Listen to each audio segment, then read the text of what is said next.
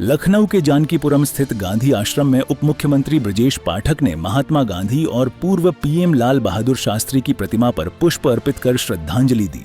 उन्होंने कहा कि बापू के सत्य, अहिंसा और स्वच्छता के सिद्धांत आज भी प्रासंगिक हैं। डिप्टी सीएम ने गांधी जयंती को स्वच्छता ही सेवा अभियान के रूप में मनाते हुए आश्रम परिसर में दीवारों की सफाई, पेंटिंग और वृक्षारोपण किया।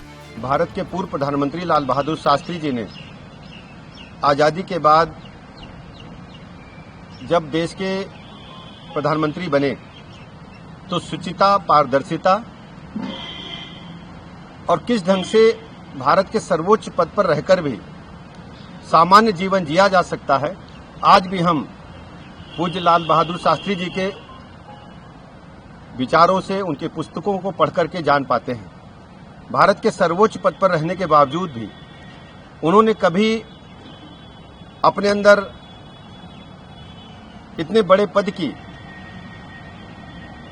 अपने ऊपर हावी नहीं होने दिया। हमेशा वो जनता से जुड़ करके रहे और एक समय आया था जब देश पर विपत्ति आई थी, अकाल पड़ा था, तो उन्होंने देश के लोगों को नारा दिया था कि हम एक समय भूखे रहकर भी काम कर सकते हैं और देश ने उनकी बात को माना था।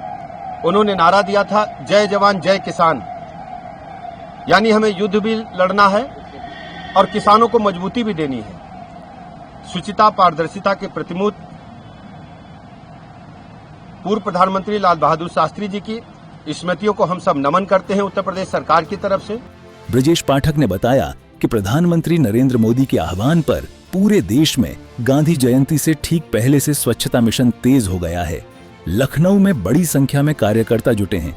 उन्होंने युवाओं से अपील की कि बापू के सपनों को साकार करने के लिए स्वच्छ भारत अभियान में सक्रिय भागीदारी करें।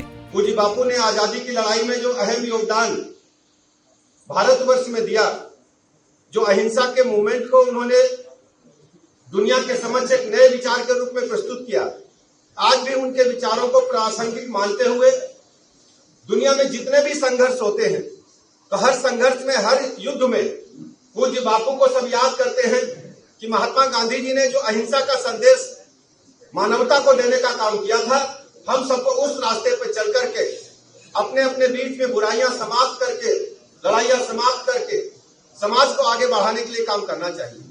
पूज्य बापू ने यह भी कहा था कि देश को तो आजादी मिल जाएगी, हमें स्वच्छता की ओर आगे बढ़ना होगा और स्वदेशी मूवमेंट को आगे बढ़ाना पड़ेगा। आज हम सब जानते हैं जिस गांधी भंडार में, खादी भंडार में हम सब एकत्र हुए, पूज्य बापू जी की देन है। उन्होंने गांव की महिलाओं को, निर्बलों को, ऐसे लोग जिनको जीवन यापन में कठिनाई आती थी, उनको स्वदेशी मूवमेंट से जोड़ करके उनको रुई कपास के माध्यम से वस्त्र बुनने के लिए तैयार किया और यह मूवमेंट इतना बड़ा मूवमेंट बनकर के खड़ा हुआ, पूरी दुनिया आज उसका अनुसरण कर रही है। आज हम कह सकते हैं पूज्य महात्मा गांधी जी के विचारों को, उनके सिद्धांतों को जन जन तक पहुंचाने के लिए माननीय प्रधानमंत्री नरेंद्र मोदी जी ने सबसे पहले 2014 के बाद से स्वच्छता मिशन को आगे बढ़ाने का काम किया। पूज्य बापू ने विरोध किया था कि सर पर मैला ढोने की जो प्रक्रिया, प्रथा है, उसे समाप्त किया जाना चाहिए, लेकिन आजादी के 75-78 वर्ष के बाद भी ये सपना बापू का पूरा नहीं हो सका।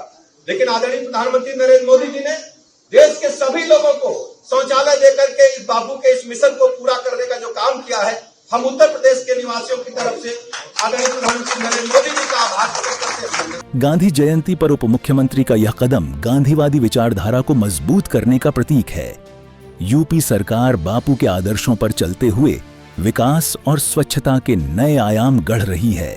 ब्यूरो रिपोर्ट, सूर्या समाचार।